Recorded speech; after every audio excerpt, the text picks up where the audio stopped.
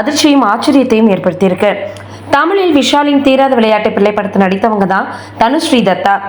இவங்க சில வருடங்களுக்கு முன்னாடி ஹிந்தி நடிகர் நானா படேகர் மீது கூறிய மீட்டு புகார் பரபரப்பாகி இருந்தது.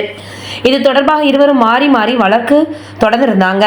இந்த நிலையில தனுஸ்ரீ தத்தா தற்போது தனது சமூக வலைதள பக்கத்துல கண்ணீர் மல்க 2 வீடியோ வெளியிட்டிருக்காங்க. என் சொந்த வீட்டிலேயே நான் துன்புறுத்தப்படுறேன். அதை தாங்க முடியாம போலீஸிற்கு போன் பண்ணேன். ஆனா முறையான புகார் அளிக்க சொல்லியிருக்காங்க. நான் புகார் கொடுக்க போறேன். 4-5 வருடங்களாக நான் சித்திரவதை அனுபவிச்சு வரேன். அது என் உடல்நிலையை பாதிச்சிருக்கு. என்னால எதுவும் செய்ய முடியல. என் வீட்டிலே எனக்கு நிம்மதி இல்லை. வீட்டில் வேலைக்கு கூட ஆட்களை நியமிக்க முடியல. அவர்கள் திருடுவது உள்ளிட்ட விஷயங்களை செஞ்சாங்க. மோசமான அனுபவங்களை எதிர்கொண்டேன். 2020 இருந்து கிட்டத்தட்ட ஒவ்வொரு நாளும் என் வீட்டுக்கு வெளியே மிக அதிகமான சத்தத்தை நான் கேட்கிறேன்.